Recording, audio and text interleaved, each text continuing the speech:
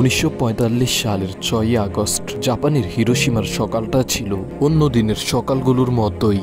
সে সময় দ্বিতীয় বিশ্বযুদ্ধ চলছিল, তবে সাধারণ মানুষের জীবন ছিল স্বাভাবিক।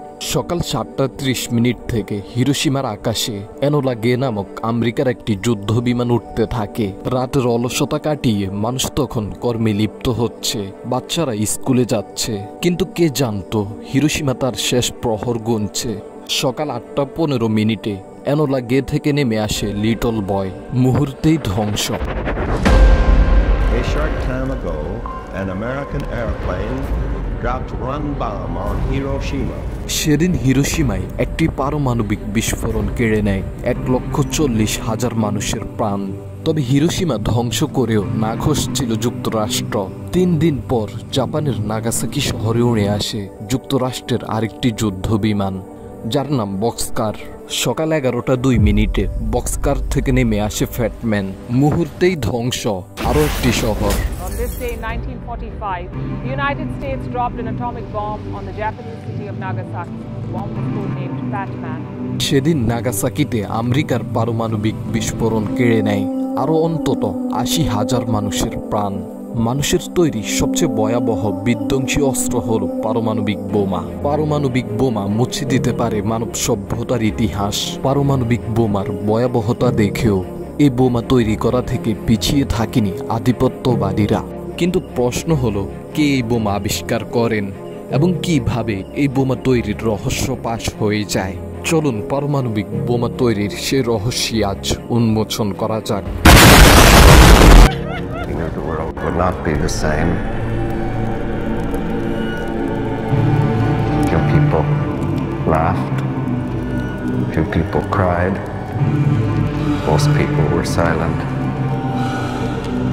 Now I am become death, the destroyer of worlds.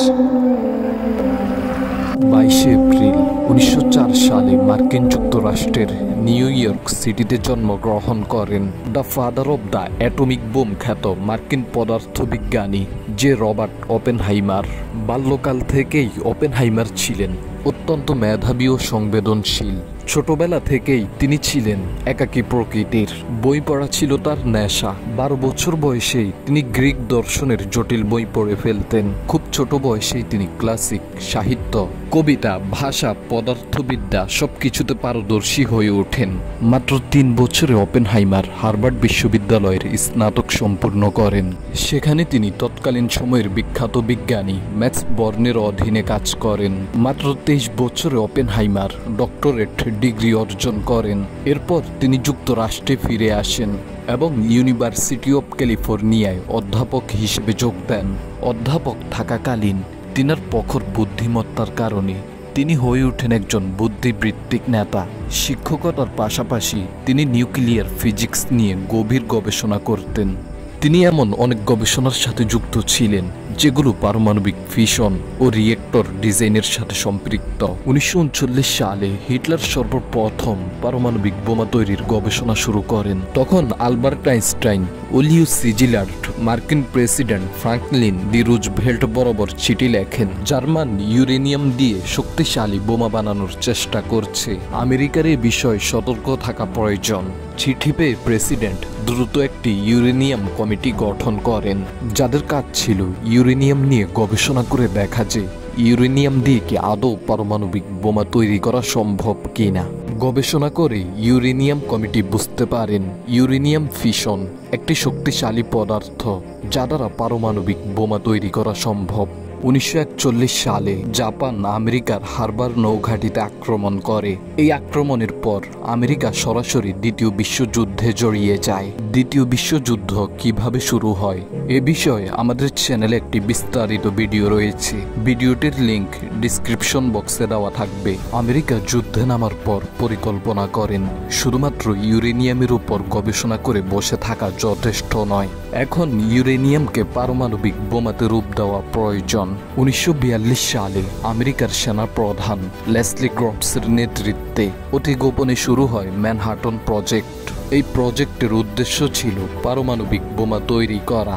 তখন এই প্রজেক্টের প্রধান বিজ্ঞানী হিসেবে ওপেনহাইমারকে নিযুক্ত করা হয়। এই প্রজেক্ট বাস্তবায়নের জন্য আমেরিকা তৎকালীন সময়ে $2 বিলিয়ন খরচ করেন, যা বর্তমান মুদ্রায় $25 বিলিয়ন সমপরিমাণ, যেটি বাংলা টাকায় প্রায় 3,50,000 কোটি টাকার সমপরিমাণ। তখন এই প্রজেক্টে কাজ করেন 1,30,000-এরও বেশি শ্রমিক। দায়িত্ব হাতে নিয়ে ওপেনহাইমার যুক্তরাষ্ট্রের নিউ মেক্সিকোর লস অ্যালামস এলাকায় একটি গোপন গবেষণা কেন্দ্র চালু করার প্রস্তাব দেন।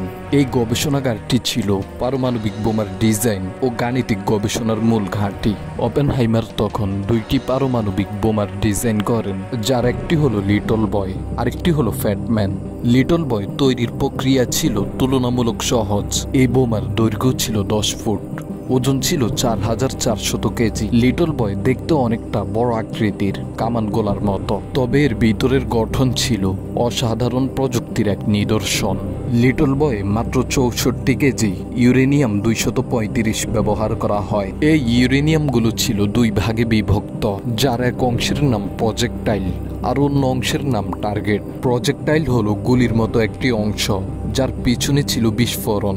এই বিস্ফোরণ প্রজেক্টাইলকে সামনের দিকে ধাক্কা মারে। বিস্ফোরণের ধাক্কায় প্রজেক্টাইল টার্গেট নামক সিলিন্ডারে ঢুকে পড়ে। এরপর টার্গেট ও প্রজেক্টাইল মিলিত হয়ে এক সুপার ক্রিটিক্যাল ভলিউম তৈরি করে, যা থেকে শুরু হয় পারমাণবিক চেইন রিঅ্যাকশন। আর এই চেইন রিঅ্যাকশন থেকেই ঘটে লক্ষ কোটি নিউক্লিয়াস ভাঙ্গার মাধ্যমে ভয়ঙ্কর পারমাণবিক বিস্ফোরণ। ওপেনহাইমারের তৈরি আরেকটি বোমা হলো ফ্যাটম্যান। নামটা শুনতে কিছুটা রসিক মনে হলেও বাস্তবে এটি ছিল লিটল বয়ের চেয়েও ভয়ঙ্কর। ফ্যাটম্যান তৈরির প্রক্রিয়াও ছিল বেশ জটিল। এই বোমার আকৃতি ছিল গোলাকার, ওজন ছিল 4,670 কেজি। এটি প্লুটোনিয়ামের তৈরি একটি পারমাণবিক বোমা। প্লুটোনিয়াম হলো মানুষের তৈরি এক ধরনের তেজস্ক্রিয় ধাতু। প্লুটোনিয়াম দিয়ে বোমা তৈরির জন্য প্রয়োজন প্লুটোনিয়াম 239। তবে এই ধরনের প্লুটোনিয়াম খনিতে পাওয়া যায় না, তাই ইউরেনিয়াম 238কে পারমাণবিক চুল্লিতে নিউট্রন শোষণের মাধ্যমে তৈরি করা হয় প্লুটোনিয়াম 239। ফ্যাটম্যানে ব্যবহৃত হয় মাত্র 6 কেজি 200 গ্রাম প্লুটোনিয়াম। আর সামান্য এই পরিমাণ প্লুটোনিয়াম তৈরি করতে খরচ হয় 6,008 কেজি ইউরেনিয়াম, যা ছিল অত্যন্ত ব্যয়বহুল। এই বোমার বাহিরের অংশ ছিল ইস্পাত ও অ্যালুমিনিয়ামের তৈরি শক্ত ক্যাসিং, যা ভিতরের যন্ত্রাংশগুলোকে সুরক্ষিত রাখত। ফ্যাটম্যানের একদম মাঝখানে ছিল প্লুটোনিয়াম কোর, যার আকার ছিল একটি কমলার সমান। আর ছোট্ট এই কোরটি হলো ফ্যাটম্যানের মূল বিস্ফোরণ। এই কোরটির মাঝখানে ছিল ছোট্ট একটি নিউট্রন ইনিশিয়েটর, যার কাজ হলো সঠিক সময় নিউট্রন ছুড়ে দিয়ে চেইন রিঅ্যাকশন শুরু করা। এরপর প্লুটোনিয়ামের চারপাশে ছিল টেম্পার। টেম্পার হলো এক ধরনের ঘন ধাতু, যা ইউরেনিয়াম 238 দিয়ে তৈরি। টেম্পারের কাজ কোরকে চেপে রাখা এবং রিঅ্যাকশন ধরে রাখতে সাহায্য করা। টেম্পারের চারদিকে পাতলা ধাতু বিস্তর হিসেবে যুক্ত ছিল পুষার। এটির কাজ হলো বিস্ফোরণকে চারদিক থেকে সমানভাবে প্লুটোনিয়ামের দিকে ঠেলে দেওয়া। পুষারের চারদিকে বসানো ছিল 32টি হাই এক্সপ্লোসিভ লেন্স। এগুলো মূলত 2 ধরনের বিস্ফোরণ, আর এই বিস্ফোরণগুলো যেন একসাথে বিস্ফোরিত হয় এর জন্য বসানো হয় ফায়ারিং সেট নামক অসাধারণ এক প্রযুক্তি। এটি হলো পুরো বিস্ফোরণকে একসাথে চালু করার একটি বৈদ্যুতিক ব্যবস্থা। এর মধ্যে ছিল ক্যাপাসিটার, ট্রিগার, টাইমার, ব্যাটারি। এরপর বোমা যেন মাটিতে পড়ার আগেই বিস্ফোরিত হয় এর জন্য ব্যবহার করা হয় রাডার আল্টিমিটার নামক এক প্রযুক্তি। এটি একটি উচ্চতামাপিক যন্ত্র। ফ্যাটম্যানকে যখন মাটিতে ফেলা হয় তখন মাটির 500 মিটার উপরে থাকা অবস্থায় রাডার আল্টিমিটার ফায়ারিং সেটকে একটি সিগন্যাল পাঠায়। ফায়ারিং সেট বিস্ফোরণগুলোকে সক্রিয় করে তোলে। এরপর পুষার বিস্ফোরণগুলোকে প্লুটোনিয়ামের দিকে ঠেলে দেয়। টেম্পার বিশাল শক্তিকে চেপে ধরে রাখে। আর ঠিক তখন ইনিশিয়েটর থেকে বেরিয়ে আসে নিউট্রন। এই নিউট্রন থেকে শুরু হয় chain reaction. Lakh crore plutonium পরমাণু একের পর এক ভেঙে যায়। এর ফলে সৃষ্টি হয় ভয়ঙ্কর তাপ, আলো, শব্দ ও চাপ, যা ঘটায় পৃথিবীর ইতিহাসের অন্যতম ধ্বংসাত্মক বিস্ফোরণ। পারমাণবিক বোমা তৈরির সবচেয়ে কঠিন কাজ হলো ইউরেনিয়াম পরিশুদ্ধকরণ। একটি পারমাণবিক বোমা তৈরি করতে ইউরেনিয়াম 80% পর্যন্ত পরিশুদ্ধকরণ করা প্রয়োজন। 1939 সালে হিটলার সর্বপ্রথম পারমাণবিক বোমা তৈরির গবেষণা শুরু করেন। তবে পারমাণবিক বোমা তৈরি অত্যন্ত জটিল এক প্রক্রিয়া, তাই জার্মানি পারমাণবিক বোমা তৈরি করতে সফল হয়নি। 1945 সালে আমেরিকা পৃথিবীর প্রথম পারমাণবিক শক্তিধর দেশ হিসেবে আত্মপ্রকাশ করেন। 16 জুলাই 1945 সালে ফ্যাটম্যান বোমা দিয়ে আমেরিকা প্রথম পারমাণবিক পরীক্ষা চালায়। পারমাণবিক বোমা তৈরির প্রকল্প থেকে শুরু করে পারমাণবিক বোমা তৈরির প্রক্রিয়া পর্যন্ত সকল কিছু আমেরিকা গোপন রাখেন। এমনকি হিরোশিমায় হামলার আগে পর্যন্ত আমেরিকার পারমাণবিক বোমা সম্পর্কে বিশ্ববাসীর কোনো কিছুই জানা ছিল না। তাহলে প্রশ্ন হলো, আমেরিকার পারমাণবিক বোমা তৈরির প্রযুক্তি ফাঁস হয়ে যায় কিভাবে? চলুন সেই বিষয়টি একটু খতিয়ে দেখা যাক। 1949 সালে সোভিয়েত ইউনিয়ন পৃথিবীর দ্বিতীয় পারমাণবিক শক্তিধর দেশ হিসেবে আত্মপ্রকাশ করেন। তবে সোভিয়েত নিজ গবেষণায় পারমাণবিক বোমা তৈরি করেনি, বরং তারা আমেরিকার পারমাণবিক বোমা তৈরির প্রযুক্তি চুরি করেন। সে সময় ওপেনহাইমার পারমাণবিক বোমা তৈরির জন্য বিজ্ঞানীদের যে টিম গঠন করেন, এই টিমে ছিল রাশিয়ার একজন গুপ্তচর বিজ্ঞানী যার নাম ক্লাউস ফোকাস। তিনি খুব নিখুঁতভাবে ফ্যাটম্যান বোমার ডিজাইন ও অন্যান্য গুরুত্বপূর্ণ তথ্যগুলো রাশিয়ার কাছে হস্তান্তর করেন। আমেরিকার পারমাণবিক প্রযুক্তি ব্যবহার করে রাশিয়া অতি গোপনে পারমাণবিক কার্যক্রম চালাতে থাকে। 1949 সালে RDS-1 নামক একটি পারমাণবিক বোমার পরীক্ষা চালিয়ে রাশিয়া পৃথিবীর দ্বিতীয় পারমাণবিক শক্তিধর দেশ হিসেবে আত্মপ্রকাশ করে। রাশিয়ার পর পৃথিবীর তৃতীয় পারমাণবিক শক্তিধর দেশ হিসেবে আত্মপ্রকাশ করে গ্রেট ব্রিটেন। 1939 সালে হিটলার যখন পারমাণবিক গবেষণা শুরু করে, তখন আতঙ্কিত হয়ে ব্রিটেনও পারমাণবিক গবেষণা শুরু করে। ব্রিটেন এই প্রকল্পের নাম দেন টিউব অ্যালয় প্রকল্প। তখন আমেরিকা ও ব্রিটেনের মাঝে কুবেক এগ্রিমেন্ট নামক একটি গোপন চুক্তি স্বাক্ষরিত হয়। এই চুক্তির উদ্দেশ্য যৌথ গবেষণায় পারমাণবিক বোমা তৈরি করা। ফলে সে সময় ব্রিটেনের অনেক বিজ্ঞানী আমেরিকার ম্যানহাটন প্রজেক্টে যোগ দেয়। তবে পারমাণবিক বোমা তৈরির পর 1946 সালে যুক্তরাষ্ট্র একটি আইন পাশ করে, যে আইনে বলা হয় পারমাণবিক তথ্য যুক্তরাষ্ট্র দ্বিতীয় কোনো দেশের সঙ্গে ভাগ করবে না। তখন ব্রিটেন ক্ষুব্ধ হয়ে ওঠে এবং আবারও নতুন করে এককভাবে পারমাণবিক বোমা তৈরির গবেষণা শুরু করেন। 1952 সালে ব্রিটেন প্রথম পারমাণবিক পরীক্ষা চালিয়ে পৃথিবীর তৃতীয় পারমাণবিক শক্তিধর দেশ হিসেবে আত্মপ্রকাশ করে। পৃথিবীর চতুর্থ পারমাণবিক শক্তিধর দেশ ফ্রান্স। 1945 সালে দ্বিতীয় বিশ্বযুদ্ধের পর ফ্রান্স পারমাণবিক বোমা তৈরির গবেষণা শুরু করে এবং সম্পূর্ণ নিজস্ব গবেষণা ও প্রযুক্তি ব্যবহার করে ফ্রান্স পারমাণবিক বোমা তৈরি করে। তবে বিশ্লেষকরা মনে করেন ফ্রান্স শুধুমাত্র নিজেদের গবেষণায় পারমাণবিক বোমা তৈরি করেনি, বরং যুক্তরাষ্ট্র অতি গোপনে ফ্রান্সকে পারমাণবিক তথ্য ও প্রযুক্তি সরবরাহ করে। 1960 সালে প্রথম পারমাণবিক পরীক্ষা চালিয়ে ফ্রান্স পৃথিবীর চতুর্থ পারমাণবিক শক্তিধর দেশ হিসেবে আত্মপ্রকাশ করে। পৃথিবীর পঞ্চম পারমাণবিক শক্তিধর দেশ চীন। 1950 সালে কোরিয়া যুদ্ধ চলাকালীন আমেরিকা চীনকে পারমাণবিক হামলার হুমকি দেয়। এরপর চীন বুঝতে পারেন আমেরিকার মোকাবিলায় অস্তিত্ব টিকিয়ে রাখতে হলে পারমাণবিক বোমা তৈরি ছাড়া বিকল্প কোনো রাস্তা নেই। 1950 সালে সোভিয়েত ইউনিয়নের সহযোগিতায় চীন পারমাণবিক গবেষণা শুরু করে। তখন চীনকে তথ্য প্রযুক্তি এমনকি চীনের শত শত বিজ্ঞানীকে প্রশিক্ষণ দিয়ে রাশিয়া চীনকে পারমাণবিক বোমা তৈরির সহায়তা করেন। 1959 সালে চীন ও সোভিয়েত ইউনিয়নের মাঝে রাজনৈতিক দ্বন্দ্ব শুরু হয়। তখন সোভিয়েত চীনকে পারমাণবিক সহায়তা বন্ধ করে দেন।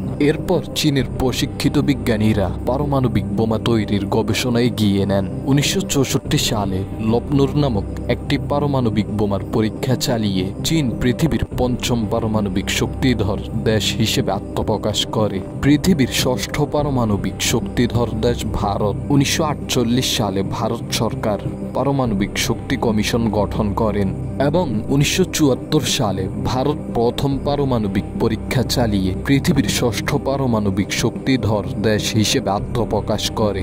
বলা হয়ে থাকে ভারত সম্পূর্ণ নিজস্ব গবেষণায় পারমাণবিক বোমা তৈরি করে। তবে বিশ্লেষকদের মতে চীনকে নিয়ন্ত্রণে রাখতে আমেরিকা ও কানাডা ভারতকে পারমাণবিক প্রযুক্তি দিয়ে সহযোগিতা করে। ভারতের পর পৃথিবীর সপ্তম পারমাণবিক শক্তিধর দেশ হিসেবে আত্মপ্রকাশ করে পাকিস্তান। 1974 সালে ভারত যখন প্রথম পারমাণবিক বোমার পরীক্ষা চালায়, পাকিস্তান তখন আতঙ্কিত হয়ে পড়ে, কারণ ভারতের পারমাণবিক বোমা ছিল পাকিস্তানের অস্তিত্বের উপর হুমকি। পাকিস্তানের পারমাণবিক বিজ্ঞানী ডক্টর আব্দুল কাদের খান, তিনি ছিলেন নেদারল্যান্ডসের ইউরেনকো কোম্পানিতে কর্মরত। সেখান থেকে তিনি গোপনে গ্যাস সেন্ট্রিফিউজ প্রযুক্তির নকশা চুরি করে পাকিস্তানে আনেন। এরপর পাকিস্তান গোপনে পারমাণবিক বোমা তৈরির কর্মসূচি শুরু করে। 1998 সালের 28শে মে পাকিস্তান প্রথম পারমাণবিক পরীক্ষা চালিয়ে পৃথিবীর সপ্তম পারমাণবিক শক্তিধর দেশ হিসেবে আত্মপ্রকাশ করে। পৃথিবীর অষ্টম পারমাণবিক শক্তিধর দেশ উত্তর কোরিয়া। উত্তর কোরিয়া 1950 সালে পারমাণবিক গবেষণা শুরু করে। 1970-এর দশকে তারা সোভিয়েত ইউনিয়নের সহযোগিতায় কিছু পারমাণু প্রযুক্তি ও গবেষণা কেন্দ্র স্থাপন করেন। 1980-এর দশক থেকে উত্তর কোরিয়া পারমাণবিক বোমা তৈরির কার্যক্রম শুরু করে। চীন, রাশিয়া ও পাকিস্তানের সহায়তায় উত্তর কোরিয়া সফলভাবে পারমাণবিক বোমা তৈরি করে। 2006 সালে প্রথম পারমাণবিক পরীক্ষা চালিয়ে উত্তর কোরিয়া পৃথিবীর অষ্টম পারমাণবিক শক্তিধর দেশ হিসেবে আত্মপ্রকাশ করে। ধারণা করা হয় পৃথিবীর এই 8টি দেশ ছাড়াও আরও একটি ভূখণ্ডের কাছে পারমাণবিক বোমা রয়েছে, আর সেটি হলো ফিলিস্তিনের দখলকৃত ভূখণ্ড, যেটি বর্তমানে ইসরায়েল নামে পরিচিত। ইসরায়েলের পারমাণবিক বোমা তৈরির বিষয়ে সুনিশ্চিত কোনো তথ্য পাওয়া যায় না। আন্তর্জাতিকভাবে ইসরায়েল পারমাণবিক শক্তিধর দেশ হিসেবে ঘোষিত নয়। পারমাণবিক বোমা নিশ্চয়ই পৃথিবীতে বসবাসরত সকল প্রাণীর জন্য হুমকি। তবে পৃথিবীতে যদি আমেরিকা ব্যতীত অন্য কোনো দেশের কাছে পারমাণবিক বোমা না থাকতো, তাহলে আজ হয়তো জাপানের নাগাসাকি ও হিরোশিমার মতো অসংখ্য শহর আমেরিকার পারমাণবিক হামলার শিকার হয়ে ধূলিসাৎ হয়ে যেত।